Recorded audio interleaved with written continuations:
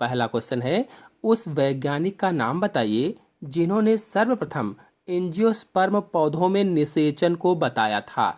यानी name the scientist who first reported the process of fertilisation in angiosperm. Answer होगा इसमें B, Edward Strasburger ने। आपको बता दें कि एंजियोस्पर्म पौधों में सबसे पहले स्ट्रासबर्गर ने निषेचन की खोज की थी और इन्होंने बताया था कि इनमें पराग नली नर युग्मक को मादा युग्मकोद्भिद तक ले जाती है। जैसा कि आप लोग चित्र में देख भी रहे हैं, ये पराग नली है और ये नर युग्मक को मादा युग्मकोद्भिद तक ले जा रही है और निषेचन क्रिया मादा युग्मकोद्भिद के अंदर होती है, यहाँ पर होती है।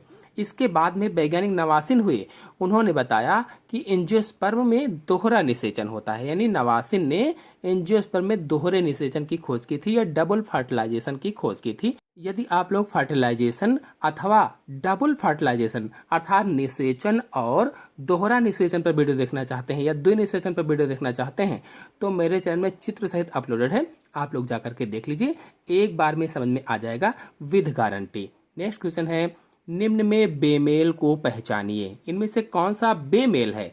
तो देखिए, जो पहला ऑप्शन है, जो दूसरा ऑप्शन है और तीसरा ऑप्शन है, ए, बी और सी, ये तीनों एक हैं। यानी सूत्रीय विभाजन के अध्ययन में उपयोग होते हैं ये तीनों, पहले, दूसरे और तीसरे वाले ऑप्शन में। अतः ये एक दूसरे से संबंधित हैं। जबकि जो डी वाला ऑप्शन है, ये इनुलिन एक पॉलीसेकेराइड है, ये अन्य विकल्पों से संबंधित नहीं है, तो यही बेमेल हो जाएगा। यानी आंसर होगा इसमें डी वाला। नेक्स्ट क्वेश्चन है, मकड़ी द्वारा जाला बुनना एक उदाहरण है। मकड़ी के द्वारा जाला बुनना किसका उदाहरण होता है? यानी making of A web by the spider is an example of. Answer सही होगा पहला, फिक्स्ड एक्शन पैटर्न, यानी आबद्ध संक्रिया प्रतिमान का। आपको बता दें कि मकड़ी द्वारा जाला बुनना एक जन्मजात प्रक्रिया होती है जो कि एक प्रकार की आबद्ध संक्रिया प्रतिमान या फिक्स्ड एक्शन पैटर्न का उदाहरण है। नेक्स्ट क्वेश्चन है, निम्न में किससे लिटमस प्राप्त होता है? लिटमस किससे प्राप्त होता है?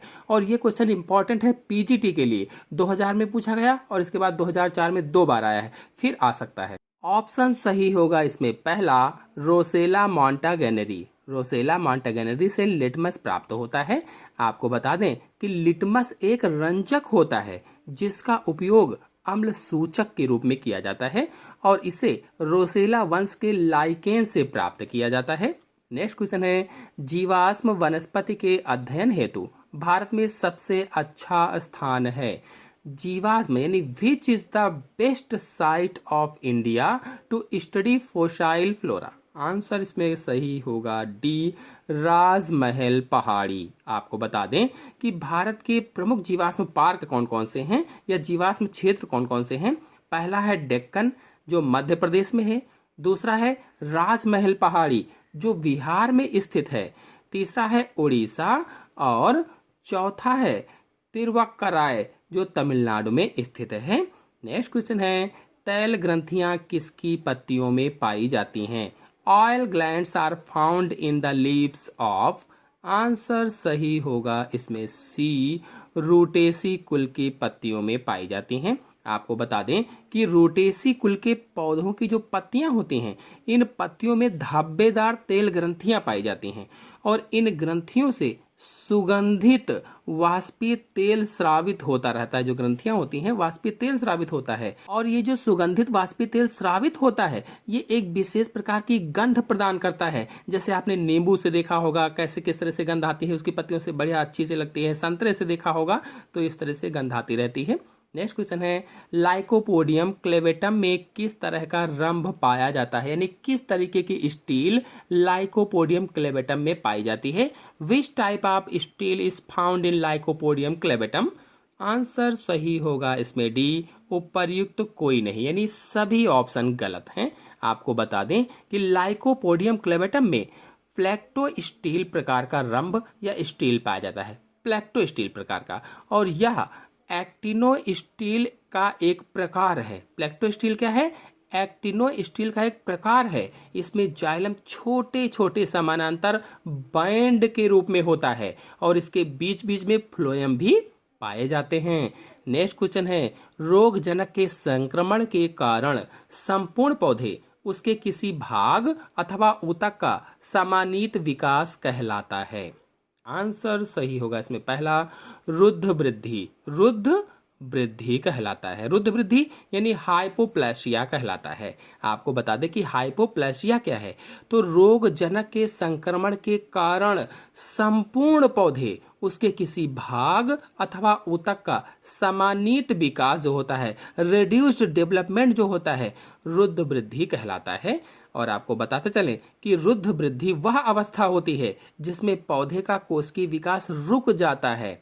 नेक्स्ट क्वेश्चन है, कायिक प्रवर्धन का प्रमुख लाभ यह है कि यह कौन सा लाभ होगा? आंसर सही होगा सी, आनुवांशिकता एक समान संतति देता है। आपको मैंने ये प्रमुख लाभ तो बता दिया है, इसके अलावा अन्य लाभ भी हैं, जैसे इसके द्वारा नए पौधे का कम समय में विकास हो जाता है और बीज से जन्म लेने वाले पौधे की तरह इसमें पौधे की प्रारंभिक अवस्था में ही विपरीत परिस्थितियों के कारण मृत्यु का खतरा नहीं रहता है। नेक्स्ट क्वेश्चन है, यदि पृथ्वी पर सभी पौधे समाप्त हो जाएं तो निम्न में से किसकी कमी के कारण सभी जंतु भी समाप्त हो जाएंगे? कहा गया अगर सभी पौधे पृथ्वी से समाप्त हो जा रहे हैं तो किसकी कमी के कारण सभी जंतु समाप्त हो जाएंगे? आंसर सही होगा इसमें बी वाला, ऑक्सीजन की कमी के कारण। तो हम सभी लोग जानते हैं कि पृथ्वी पर पेड़ पौधे जो होते हैं ये क्या करते हैं कि हमारे द्वारा छोड़ी गई कार्बन डाइऑक्साइड को लेते हैं और ऑक्सीजन को देते हैं। अब यदि सभी पेड़ पौधे समाप्त हो जाएंगे तो होगा क्या कि ऑक्सीजन तो हमें मिलेगी नहीं और कार्बन डाइऑक्साइड बढ़ती जाएगी, और ऑक्सीजन नहीं मिलेगी, कार्बन डाइऑक्साइड और बढ़ती जाएगी। इस तरह से होगा क्या कि ऑक्सीजन एक तरह से समाप्त हो जाएगी और कार्बन डाइऑक्साइड की भरमार हो जाएगी और सभी जंतु मर जाएंगे, समाप्त हो जाएंगे। नेक्स्ट क्वेश्चन है, यदि संसार के सभी पौधे मर जाएं तो सभी जंतु किसके अभाव में मर जाएंगे? तो अभी मैंने बताया ऑक्सीजन के अभाव में मर जाएंगे।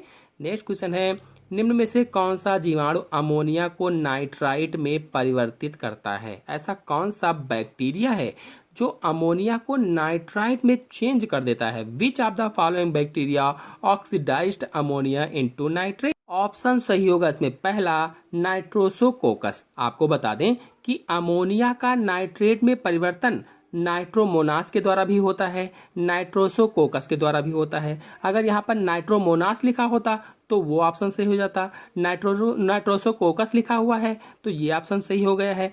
और आपको बता दें अगर प्रश्न में होता कि नाइट्राइट का नाइट्रेट में परिवर्तन, नाइट्राइट का नाइट्रेट में परिवर्तन तो स्ट्रेप्टोमाइसिस के द्वारा होता है, नाकार्डिया के द्वारा होता है। इस प्रकार से इन जीवाणुओं के द्वारा ये परिवर्तन होते हैं या चेंजेस होते हैं। आते हैं नेक्स्ट क्वेश्चन पर, निम्न में से आनुवांशिक वाहक है which one the following is genetic vector? Answer सही होगा इसमें डी, इनमें से सभी, यानी कास्मिड्स, फेस और प्लाज्मिड्स सभी आनुवांशिक वेक्टर होते हैं, जेनेटिक वेक्टर होते हैं। नेक्स्ट क्वेश्चन है, डिप्लोगिस्टिकेटेड वायु नामक शब्द को कहा जाता है? डिप्लोगिस्टिकेटेड वायु नामक शब्द को क्या कहा जाता है? आंसर सही होगा इसमें पहला, ऑक्सीजन, यानी डिप्लोगिस्टिकेटेड वायु ऑक्सीजन गैस को कहा जाता है। और यह नाम इसे जोसेफ प्रिस्टिले द्वारा दिया गया था। यह नाम किसने दिया था? जोसेफ प्रिस्टिले ने दिया था। यह भी याद रखिए, कभी इस पर भी प्रश्न बन सकता है। और ऑक्सीजन जो है एक रंगहीन, गंधहीन गैस होती है जो पानी में बहुत कम घुलनशील होती है। नेक्स्ट क्वेश्चन है, प्रतिबंध एंजाइम है? प्रतिबंध एंजाइम, आंसर सही होगा पहला, वह एंडोन्यूक्लियस एंजाइम जो विशिष्ट स्थल पर डीएनए को विदलित करता है, काटता है, उसे ही प्रतिबंधन एंडोन्यूक्लियस एंजाइम कहा जाता है। यानी प्रतिबंध एंजाइम या रेस्ट्रिक्शन एंजाइम बोला जाता है। और ये वह प्रतिबंधी एंडोन्यूक्लियस होते हैं जो डीएनए को निश्चित बिंदुओं पर विदलित करते हैं, काटते हैं। यदि आप लोग प्रतिबंधन एंडोन्यूक्लियस एंजाइम अथवा आणविक कैंची पर वीडियो देखना चाहते हैं तो मेरे चैनल में चित्र सहित अपलोडेड है, एक बार देखेंगे समझ में आ जाएगा, जाकर आप देख सकते हैं। नेक्स्ट क्वेश्चन है, निम्न में से संस्थान व उसके स्थान का कौन सा जोड़ा सही है? संस्थान और उसके स्थान का कौन सा जोड़ा सही है? तो चार ऑप्शन दिए गए हैं, 4 संस्थानों के नाम और उसके स्थान के नाम दिए गए हैं। आंसर कौन सा सही होगा इसमें?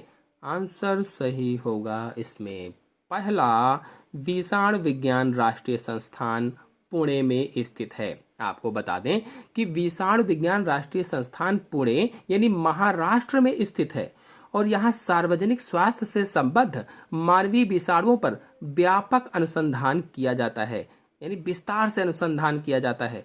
और इनके अतिरिक्त यहाँ bird flu, swine flu, hepatitis आदि रोगों से संबंध विषाणुओं पर भी गहन अनुसंधान किया जा रहा है इस समय भी। और संक्रामक रोग राष्ट्रीय संस्थान नई दिल्ली में स्थित है। जो संक्रामक रोग दूसरा वाला ऑप्शन है, संक्रामक रोग राष्ट्रीय संस्थान लखनऊ में नहीं, नई दिल्ली में स्थित है। और जो केंद्रीय औषधि अनुसंधान संस्थान है, तीसरा वाला सी वाला ऑप्शन, केंद्रीय औषधि अनुसंधान संस्थान, यह कसौली में नहीं स्थित है, ये लखनऊ में स्थित है। और जो चौथा वाला ऑप्शन है, राष्ट्रीय पोषण संस्थान, ये मुंबई में नहीं, हैदराबाद में स्थित है, हैदराबाद में। तो सभी ऑप्शन समझ में आ गए हैं। पहला सही था और जो दूसरा संक्रामक रोग राष्ट्रीय संस्थान लखनऊ दिया गया है, यह नई दिल्ली में स्थित है। और फिर तीसरा औषधि अनुसंधान संस्थान लखनऊ में स्थित है और चौथा राष्ट्रीय पोषण संस्थान हैदराबाद में स्थित है।